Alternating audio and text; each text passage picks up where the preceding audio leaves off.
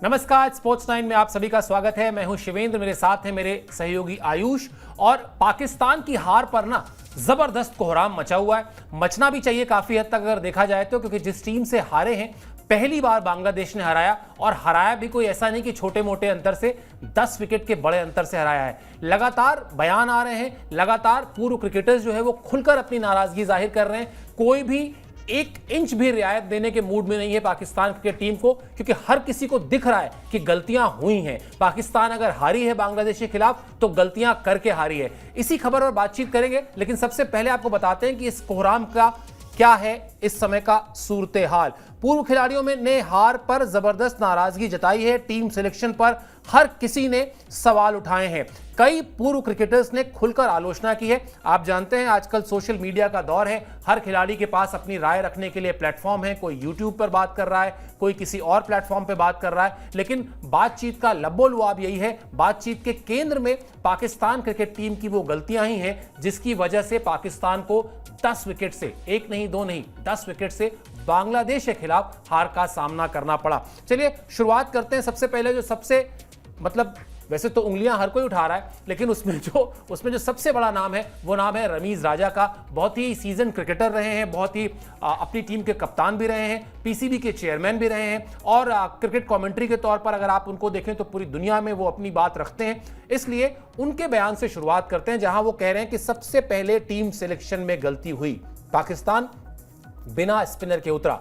दूसरा, हमारे तेज गेंदबाजों की अंतर्राष्ट्रीय स्तर पर जो साख थी वो अब खत्म हो चुकी है। इसकी शुरुआत पिछले साल एशिया कप में हो गई थी, जब भारतीय टीम ने सीमिंग कंडीशंस में हमारे गेंदबाजों की धुनाई की थी। इसके बाद ही पूरी दुनिया को पता चल गया कि पाकिस्तान के तेज गेंदबाजों पर काउंटर करने का एक ही तरीका है, आक्रमण। हमारे गेंदबाजों की रफ्तार कम हुई है। बांग्लादेश के गेंदबाजों ने हमसे बेहतर गेंदबाजी की। हमारे गेंदबाज विकेट के इर्द गिर्द ड्रामा करने में ज्यादा ध्यान दे रहे थे। अब इसमें दो चीजों पर बात करना जरूरी है आयुष। एक, रमीज राजा कह रहे हैं कि साहब एक साख थी, एक वो था, लोगों में डर था कि भाई ये पाकिस्तान के फास्ट बॉलर्स हैं, ये बड़े खतरनाक हैं।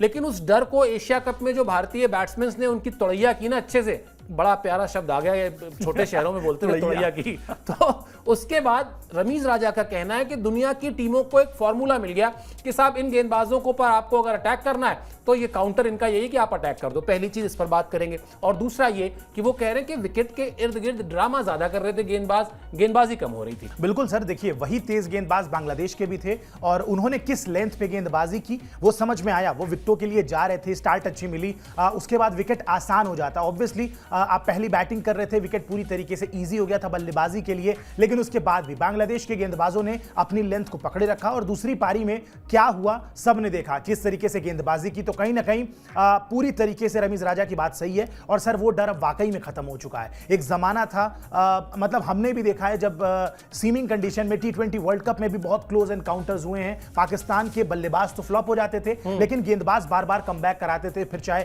मोहम्मद आमिर हो, फिर चाहे मोहम्मद इरफान हो, इस तरीके के वहाब रियाज ने कई अच्छे स्पेल फेंके हैं। लेकिन अब वो दौर भी चला गया। और जिस तरीके से एशिया कप में तुड़ैया जो आपने कहा वो जब से हुई है सर, उसके बाद बिल्कुल सही बात है कि अब वो डर वर्ल्ड क्रिकेट में भी खत्म हो चुका है। दूसरी चीज सबको पता है सर, शाहीन शाह अफरीदी चोट के बाद से आए, नसीम शाह चोट के बाद से आए। अब ये प्रॉपर या तो रिहैब में अपना समय नहीं देना चाहते हैं, या पीसीबी इस चीज को लुक आफ्टर नहीं करती है। बहुत सारे लोगों ने यह भी बयान दिया है कि अपनी चोट को भी छुपाया जा रहा है खिलाड़ियों द्वारा। तो ये बिल्कुल हो सकता है, क्योंकि वो खिलाड़ी जो शायद 140-145 टच करते थे हर दूसरी गेंद पे, वो 135 के अराउंड ही रह जा रहे हैं। तो जब आपकी पेस से 10 किलोमीटर पर आवर की स्पीड कम हो जाती है तो वो मोर देन इनफ है, और फिर आपके वेरिएशंस भी उतने इफेक्टिव नहीं लगते हैं, चाहे आप कितने भी बड़े लेफ्ट आर्म बॉलर हो। और बिल्कुल ये बात सही है। और बाकी तो दो गेंदबाज के अलावा जो है वो एकदम नए बॉलर्स थे इस मुकाबले में। तो कहीं ना कहीं 4 तेज गेंदबाज खिलाए वो बात अलग है, लेकिन 4 तेज गेंदबाज इनके फिट हों ये कहीं भी नहीं मतलब मेंशन था। और बात ये भी हो रही है कि बहुत सारे चोट को छुपाया जा रहा है। तो कहीं ना कहीं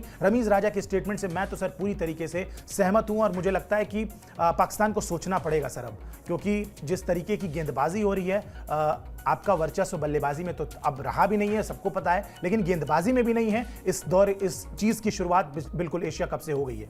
बिल्कुल। और जो आखिरी लाइन में कह रहे हैं ना, उससे तो ऐसा लग रहा है कि दिखावा ज्यादा है। अपनी रफ्तार का प्रदर्शन जो है वो रफ्तार में मीटर पे नहीं दिख रही है, लेकिन वो बॉडी लैंग्वेज जो है वो ऐसी ही है कि जैसे अब बस अब 150, 155 और 160 ना फेंक दें कहीं, लेकिन फैक्ट ये है कि आप सिमट गए हैं 135 से 140 किलोमीटर प्रति घंटे की रफ्तार पर। और वो रफ्तार ऐसी रफ्तार है जिससे आप बल्लेबाज को डरा नहीं सकते। अगर स्किल्ड बल्लेबाज है तो फिर वो बहुत ही आराम से आप पर काउंटर अटैक करेगा, रन्स करेगा। और वही बात रमीज राजा ने कही भी है। चलिए, इस मैच में जो हुआ, मतलब वैसे तो पूरी दुनिया ने देखा किस तरह से बांग्लादेश ने पाकिस्तान को हराया, लेकिन बहुत ब्रीफली आपको फटाफट बता देते हैं कि आखिर क्यों ये हार इतनी चुभ रही है पाकिस्तान के फैंस को या पाकिस्तान के फॉर्मर प्लेयर्स को। क्योंकि जिस तरह से डिक्लेयर किया पहले पाकिस्तान ने, और पाकिस्तान ने जब डिक्लेयर किया तो ये सोचकर किया होगा कि अब हम हारेंगे नहीं, लेकिन उसके बाद जो हुआ वो आपके सामने स्क्रीन पर है। पहली पारी में 448 रन 6 विकेट पर बनाकर डिक्लेयर किया था पाकिस्तान ने, लेकिन बांग्लादेश ने पाकिस्तान को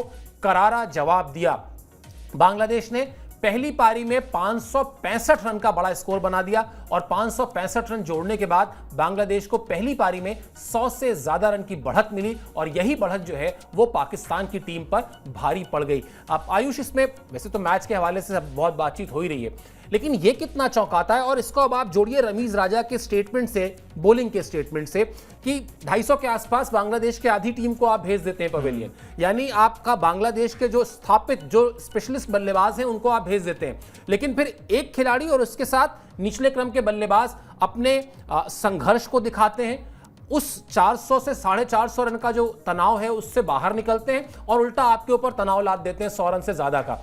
वो वहां पाकिस्तान की बॉलिंग क्या कर रही थी, रमीज राजा जो बात कह रहे हैं इससे जोड़कर देखिए। बिल्कुल सर, और यही बात है कि अगर बांग्लादेश अच्छा खेली, इसमें कोई दो राय नहीं है, लेकिन आपके गेंदबाज क्या कर रहे थे। और सर 250 भी आप ज्यादा बोल रहे, 218 पे स्पेसिफिक अगर मैं बताऊं, 218 पे 5वां विकेट गिर जाता है, छठा विकेट भी 300 के पहले या 300 के अराउंड गिर जाता है। उसके बाद से 265 रन और जोड़ना आखिरी 4 विकेटों के साथ, ये कहीं ना कहीं कोई कितने भी अच्छे टेलेंडर्स हों, लेकिन जरूर आपको एक आधा मौका देते ही देते हैं, चाहे कितनी भी फ्लैट विकेट हो। उनको नहीं आदत है उतने क्रिकेट खेलने की।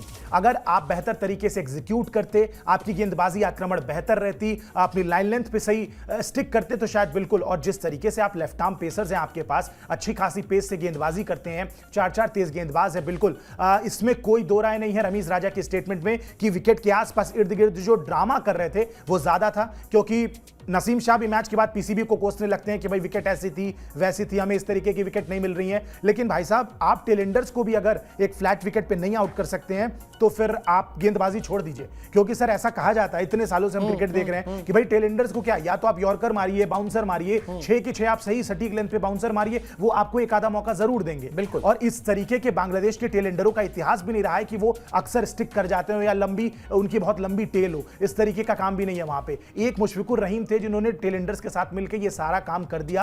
तो कहीं ना कहीं गेंदबाजी बिल्कुल पूरी तरीके से खराब रही है। स्पिनर्स होते तो शायद और मौके होते इन टेलेंडर्स को जल्दी फिनिश करने के, वो आपके पास थे नहीं। टीम सिलेक्शन आप पहले ही खराब कर चुके हैं, विकेट को आपने बेहतर रीड नहीं किया। गलतियां पूरी तरीके से पाकिस्तान की तरफ से हुई हैं, वरना बांग्लादेश जो दूसरी कंट्री में जा रही है, दूसरी कंट्री में जाके एक टूर कर रही है टीम, कभी इस टीम के सामने टेस्ट मैच नहीं जीता है। अचानक से इतना कॉन्फिडेंस आ जाना, इतना बेहतर परफॉर्म कर देना, उसके लिए कहीं ना कहीं सामने वाली टीम से कुछ सपोर्ट तो जरूर मिलता है। और वो पूरी तरीके से बड़े अच्छे से सपोर्ट पाकिस्तान के गेंदबाजों ने किया।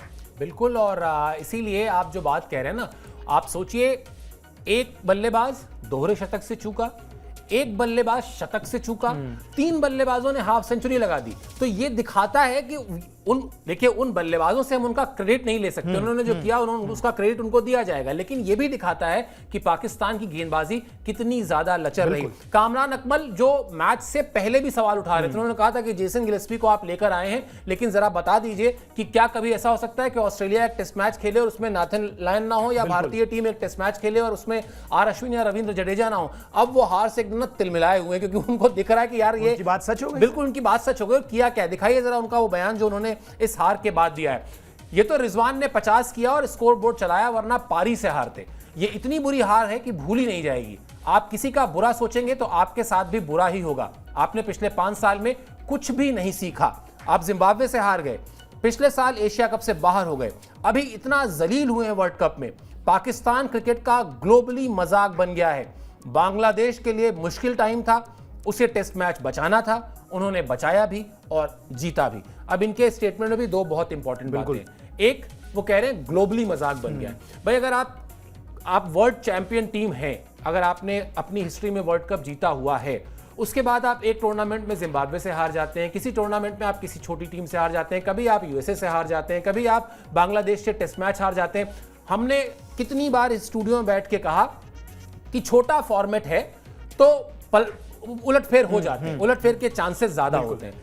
लेकिन छोटे फॉर्मेट से लेके अब तो 3 ही फॉर्मेट है, या तो आईसीसी कोई एक और format specifically tailor made Pakistan के लिए बनाए, वो होना नहीं है। तो आप वनडे में उलटफेर का शिकार हो रहे हैं, आप T20 में उलटफेर का शिकार हो रहे हैं, अब आप टेस्ट में उलटफेर का शिकार हो रहे हैं। और दूसरी चीज, जो बात कामरान अपने लास्ट लाइन में कह रहे हैं वो बहुत इंपॉर्टेंट है। उनका कहना है कि दबाव तो बांग्लादेश पे था ना। आपने जब करीब 450 रन जोड़ दिए और बांग्लादेश की टीम आई होगी बल्लेबाजी करने, तो वो ऐसा नहीं कि वो प्रेशर में नहीं थी, अंडर प्रेशर वो टीम भी थी, लेकिन उसने ना सिर्फ उस प्रेशर को बेहतर तरीके से हैंडल किया, बल्कि आपको हरा भी दिया। बिल्कुल सर, और ये इस बात पे ही बिल्कुल आना चाहूंगा कि 450 रन अगर कोई टीम बना दे, और सर मैं कहता हूं कितनी भी फ्लैट विकेट हो, लेकिन आपको वो रन बनाने पड़ते हैं, और उसके बाद लीड लेना 117 रन की, ये बताता है कि किस तरीके से स्ट्रॉन्ग कैरेक्टर के साथ कहीं ना कहीं खिलाड़ियों ने खेला, बल्लेबाजी की, और कहीं ना कहीं पाकिस्तान के गेंदबाजों की तरफ से भी पूरा साथ मिला। उन्होंने ढंग की गेंदबाजी की कि भैया आप रन बनाओ, हम विकेटें नहीं ले रहे हैं, और ये चीज बिल्कुल गलत है। और ग्लोबली मजाक की जो बात है सर बनी रहा है ना,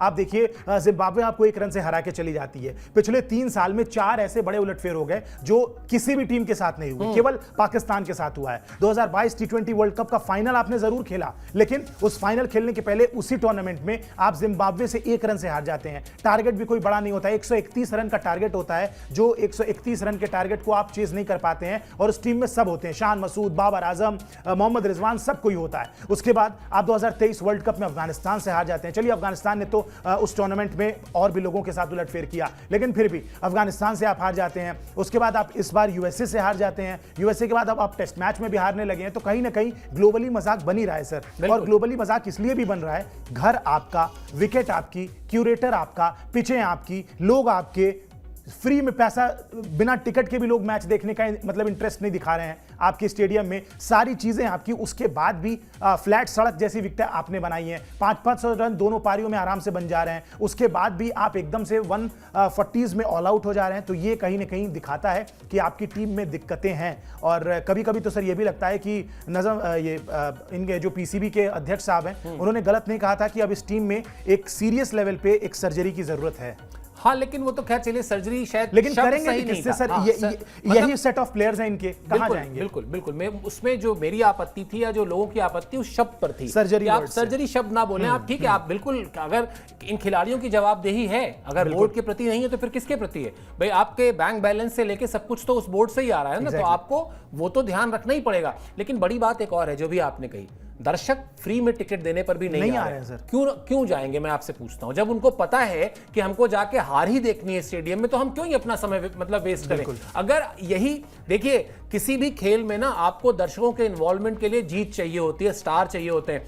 भारत का क्रिकेट ऐसा नहीं है जैसा आज से 50 साल पहले था, ठीक है। भारत ने क्रिकेट में किसी भी खेल की बात आप कर लीजिए, क्या आज से 2004 से पहले क्या शूटिंग हम लोग फॉलो करते थे? हम नहीं करते थे फॉलो, लेकिन 2004 में मेडल आया, उसके बाद ओलंपिक्स में हम लोग फॉलो करने लगे। ऐसा एक नहीं, तमाम उदाहरण है। चाहे वो जिम्नास्टिक, हम जिम्नास्टिक देखते थे फैंसी इवेंट के तौर पर, जब भारत की तरफ से दीपा कर्माकर गई और वो चौथे नंबर पर रही, तो अब हम भी रिमोट घुमाते घुमाते रुक जाते हैं और देखते हैं। तो ये फर्क है। क्यों ही जाएगा कोई पाकिस्तान का क्रिकेट फैन? मुझे इसमें फैंस से कोई तकलीफ नहीं है, मुझे तकलीफ इन खिलाड़ियों से है जो फैंस को लेट डाउन कर रहे हैं, उनके जो एक्सपेक्टेशंस हैं उस पर कहीं से भी खरे नहीं उतर रहे हैं। चलिए सलमान बट की बात करते हैं। सलमान बट ने भी स्टेटमेंट दिए, उनको भी गुस्सा आ रहा है। वैसे जैसे मैंने शुरुआत में कहा था, गुस्सा तो खैर सभी को आ रहा है। सलमान बट कह रहे हैं कहां से शुरुआत करें, 4 तेज गेंदबाजों के साथ खेलना, पारी समाप्ति का ऐलान, गेंदबाजों की लाइन लेंथ, सब कुछ गलत हुआ। मुझे लगता है ऐसा पहली बार हुआ है जब हमारे तेज गेंदबाजों की औसत रफ्तार से ज्यादा रफ्तार बांग्लादेश के गेंदबाजों, बिल्कुल ठीक बात। उनके गेंदबाज हमारे गेंदबाजों से ज्यादा फिट दिख रहे थे। हमारे जूनियर गेंदबाज भी सीनियर वालों से बेहतर करते। लिहाजा टीम की गलतियों की एक पूरी फेहरिस्त है, किसे दोषी ठहराया जाए। अब देखिए अभी तो आप यही कहेंगे कि इन सबका गुस्सा जायज़ है, मतलब वैसे शायद आप कहते कि नहीं क्रिकेटर हैं, टीम हारी है, थोड़ा सा उसके साथ खड़ा होना चाहिए, लेकिन जिस तरह से हारी है उसके बाद चाहे वो वसीम, चाहे वो रमीज़ राजा हो, चाहे कामरान अकमल हो, और चाहे जो अभी हमने सलमान बट की स्टेटमेंट दिखाई, जिस सबके अंदर वो आग लगी हुई है कि यार ये दिन देखना था।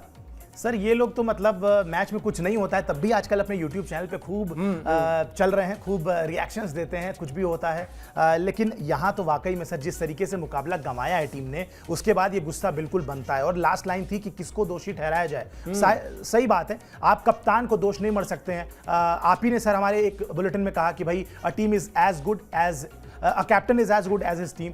तो जब टीम बेहतर नहीं करेगी तो कप्तान पे, मैनेजमेंट पे, जेसन गिलेस्पी पे, बाबर आजम पे किस पे दोष मढ़ेंगे आप? जब आपके खिलाड़ियों के अंदर से खुद वो फैक्टर नहीं आएगा, जब वो जिताना चाहते हैं, वो मैच विनिंग इंपॉर्टेंस दिखाना चाहते हैं, मैच में वो इंपैक्ट क्रिएट करना चाहते हैं, तो आप किसी के अंदर से क्रिकेट नहीं ला सकते। अगर कोई बेहतर कर रहा है आप उसको डायरेक्शन देने का काम कर सकते हैं ऑन ग्राउंड पे, लेकिन खेलना अंत में हर खिलाड़ी को मैदान पे जाके ही है। किसको दोष दिया जाए? और बिल्कुल जो गलतियां इन्होंने गिलाई ये तो अभी बहुत कम है। उन्होंने बोला भी कि एक लंबी फहरिस्त है पूरी, जहां पे आप ये सारी बातें कर सकते हैं। इतनी सारी गलतियां इस टेस्ट मैच में हुई और इससे बिल्कुल डिनाई नहीं करना चाहिए। और सर वैसे ये लोग इतनी सारी बातें करते हैं इधर उधर की, तो ये तो फिर भी टेस्ट मैच अपने घर में गंवा दिया है, तो इन सबका गुस्सा बिल्कुल जायज है। बिल्कुल वही मैंने कहा ना कि ये तो वैसे भी नाराजगी जताते रहते हैं ये लोग, लेकिन अब जिस तरह से हारे, जिस अंदाज में टीम हारी है, वो अंदाज जो है उस पर सबको ऑब्जेक्शन है, उस पर सबको नाराजगी है। लेकिन शान मसूद जो कप्तान है पाकिस्तान के इस सीरीज के लिए, जो अभी कुछ दिनों पहले तक एक बैट्समैन के तौर पर खेलते थे, लेकिन जब बाबर आजम पर उंगलियां उठी तो पीसीबी ने कहा चलो एक काम करते हैं, कुछ बदलाव कर देते हैं। तो कुछ बदलाव क्या करते हैं? बोले साहब बाबर आजम को हटा देते हैं और ले आते हैं शान मसूद को कप्तानी दे देंगे कुछ दिन के लिए। ये जो क्रिटिक्स हैं, ये जो आलोचक हैं, ये जो अलग अलग यूट्यूब चैनल पे, अलग अलग चैनलों पर जाकर पाकिस्तान क्रिकेट बोर्ड को घेरते रहते हैं, ये चुप हो जाएंगे। तो शान मसूद को दे दी गई कप्तानी। शान मसूद की हालत ये हो गई कि बाबर आजम चलिए जिम्बाब्वे के खिलाफ रन बनाते थे, बांग्लादेश के खिलाफ रन बनाते थे, भले ऑस्ट्रेलिया के खिलाफ नहीं बनाते, नेपाल भूल रहे हैं, हाँ नेपाल के खिलाफ रन बनाते थे, तो वो भी नहीं बना पा रहे हैं शान मसूद। कहा क्या उन्होंने? उनकी स्टेटमेंट देखिए। अब 4 तेज गेंदबाजों के साथ खेलना, मैं इसे बचाव के लिए इस्तेमाल नहीं करूंगा, लेकिन हम इस रणनीति को जिस तरह सोचकर मैदान में उतरे थे वैसा नतीजा हमें नहीं मिला। इस हार की 1-2 नहीं कई वजह हैं। पहले दिन लगभग आधे दिन का खेल नहीं हो पाया, 4.5 दिन के हिसाब से हमने मैच खेला। हम यहाँ 9 दिन से थे, हर रोज पानी बरस रहा था, लेकिन मैच में पहले दिन को छोड़ दें तो बिल्कुल पानी ही नहीं बरसा। मतलब हमको लगता है ऊपर वाले ने ही हरा दिया। जैसा मैंने कहा कि हार की कई सारी वजह हैं, लेकिन अंत में हमें अपनी गलतियों को पहचान कर उन्हें दूर करना होगा। तो ये तो शान मसूद ऐसा लग रहा है कह रहे हैं कुदरत का निजाम इनकी तरफ नहीं है। हाँ मतलब वरना तो हम लोग जीत ही रहते। तो ये रमीज राजा की स्टेटमेंट हमने आपको दिखाई, कामरान अकमल की स्टेटमेंट आपको हमने दिखाई, सलमान बट की हमने स्टेटमेंट आपको दिखाई। ये 3 लोग जो मैदान से बाहर उस हार को देख रहे थे, और ये शख्स जिसका स्टेटमेंट अभी आपकी स्क्रीन पर है, ये मैदान के भीतर से देख रहे थे, बल्कि मैदान के भीतर से उस तमाचे को महसूस कर रहे थे जो तमाचा बांग्लादेश की टीम ने मारा है। लेकिन दिक्कत क्या है, क्यों आखिर मैंने शान मसूद का स्टेटमेंट दिखाया? आयुष, अगर मैं ये कहूं तो क्या मैं गलत हूं कि अब भी भाई इंडिया टीम हारती है ना किसी छोटी टीम से, कभी भी रोहित शर्मा बहुत साफ हाथ कहते हैं कि हमने अच्छा खेल नहीं खेला इसलिए हम हार गए। यहां तो इन्होंने सब कुछ बता दिया कि साहब बारिश नहीं हुई, पानी ये हो गया, ऐसा हो गया, वैसा हो गया, दिस हो गया, दैट हो गया। अब भी शान मसूद ये खुलकर नहीं मान रहे हैं कि हाँ हमने खराब क्रिकेट खेली, अभी भी अपनी कमियों को हम ढूंढेंगे। मतलब एज इफ कि वो कोई एक लेंस लेके और एक कोई बड़ी सी लेबोरेटरी में जाएंगे और जासूस को पीछे लगाएंगे, किसी हाँ मतलब कोई जासूस आएगा और कोई बड़ा पूरा वो करेगा, पहचान करेंगे गलती। और साफ बात है, गेंद और बल्ले का मुकाबला होता है, आप ना गेंद से मुकाबला कर पाए ना बल्ले से मुकाबला कर पाए, नतीजा 10 विकेट की हार। सर बड़ी पुरानी कहावत है, चोर की दाढ़ी में तिनका। बिल्कुल। और जिसने बेहतर परफॉर्म नहीं किया वो अपनी गलती छोड़ के सारी चीजें गिना देगा। बारिश नहीं हुई, पिच खराब थी, ये मतलब सर मुझे बचपन के गली क्रिकेट की याद दिला रहा है। बिल्कुल। कि भाई पहली गेंद पे आउट कैसे हो गए, अरे यार वो मैं देख नहीं रहा था, मैं तो नीचे देख रहा था, अचानक से बॉल आ गई, मैं हट नहीं पाया, ये हो गया वो हो गया, मेरा बैट है मैं नहीं खेलूंगा।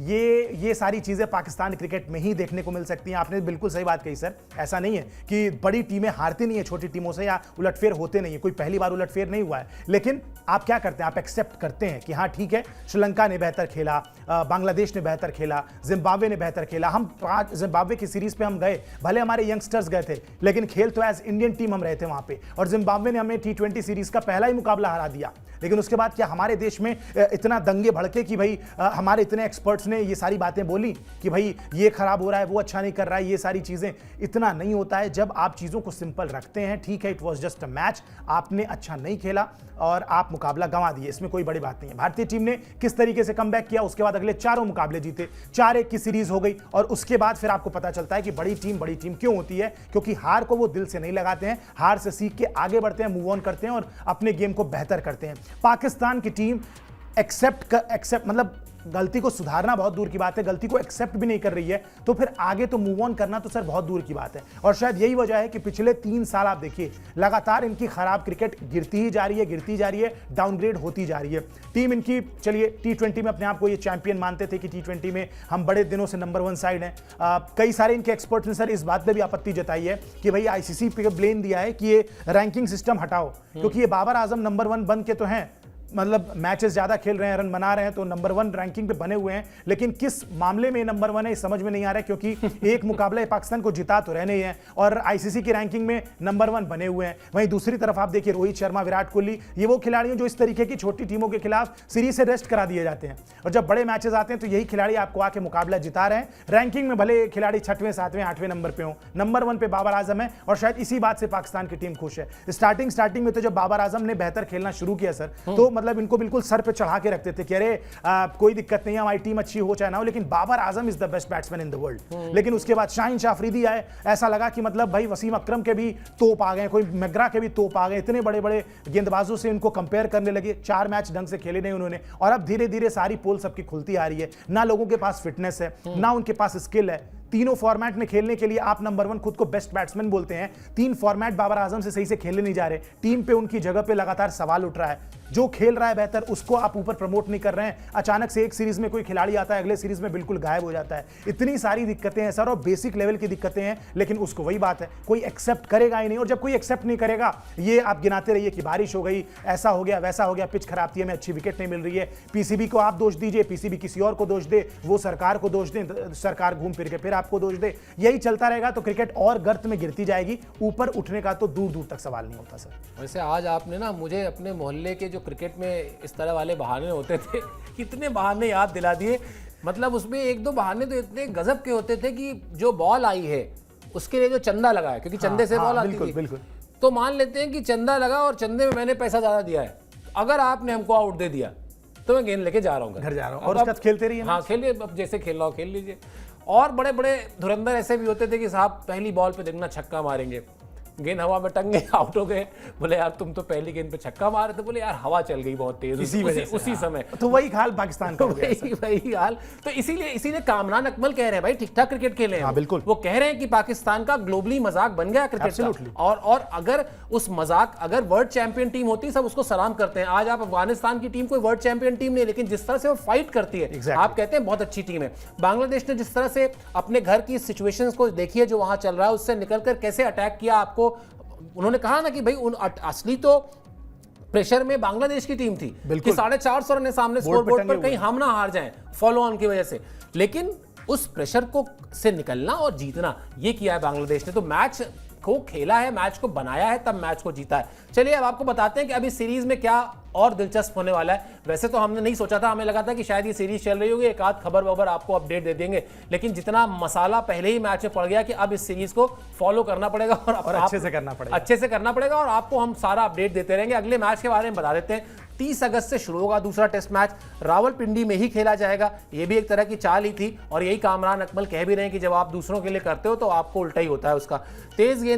तेज विकेट पर फिर से पाकिस्तान का इम्तिहान होगा, बिल्कुल होगा अगर आप दूसरी पारी में 150 रन के भीतर आउट हो जाते हैं तो। और बांग्लादेश के स्पिनर्स ने जिस तरह से गेंदबाजी की है, क्या उनके भी तो जहन में रहा होगा कि भाई हम जिस पिच पर खेलने जा रहे हैं वहां होम टीम एक भी स्पिनर नहीं खिला रही है, तो हमारा क्या ही होगा। लेकिन उन्होंने अपने स्किल पर भरोसा रखा और इसीलिए भरोसे से उनको ये जीत मिली है। यही मेरा सवाल भी है आयुष, जब बांग्लादेश की टीम उतरी होगी जब टेस्ट मैच में और टॉस के बाद प्लेइंग 11 एक्सचेंज हुआ होगा, हालांकि उससे पहले ही पता चल गया था कि पाकिस्तान कोई स्पिनर नहीं खिला रहा है, मतलब अच्छा खासा समय था। बांग्लादेश भी तो इस ट्रैप में आ सकता था कि यार अगर ये होम टीम exactly. जिनको हमसे बेहतर समझ है विकेट की, वो स्पिनर नहीं खिला रही हैं, तो ऐसा करते हैं हम भी स्पिनर हटा देते हैं, एक आध एडिशनल बैट्समैन खिला लेते हैं, काम ही आ जाएगा। लेकिन उन्होंने कहा नहीं, हमारी जो स्ट्रैटेजी है, हम जो अपनी प्लानिंग करके आए हैं, हम उसी प्लानिंग के साथ जाएंगे, हम अपने खिलाड़ियों पर भरोसा जताएंगे, दूध में से मक्खी की तरह निकाल के फेंक नहीं देंगे अबरार अहमद को कि जाओ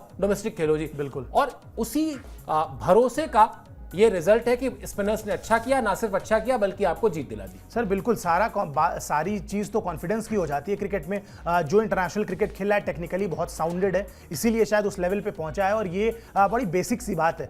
कहीं ना कहीं बांग्लादेश की टीम ने सर वही किया जो उसको करना चाहिए था। पाकिस्तान की तरीके से वो नहीं सोचे कि पाकिस्तान के ट्रैप में फंस जाएं। विकेट को बेहतर वो टीम समझती है बिल्कुल, उसके बाद भी 4-4 फास्ट बॉलर्स खिलाना। लेकिन उन्होंने कहा कि भाई हमारी जो स्ट्रेंथ है वो स्पिनर रहे हैं, और विकेट चाहे कैसी भी हो, हमारे जो कॉन्फिडेंट प्लेयर्स हैं, जो किसी भी कंडीशन में, एक अच्छा स्पिनर सर कहीं भी विकेट निकाल लेगा। मुझे एक विकेट याद आ गई, इंग्लैंड की विकेट पे हम लोग खेल रहे थे, कहां मैच हो रहा था ये मुझे नहीं पता, इंडिया टूर कर रही थी इंग्लैंड का। एलिस्टर कुक उस समय खेल रहे थे, शायद वो आखिरी सीरीज थी उनकी क्या।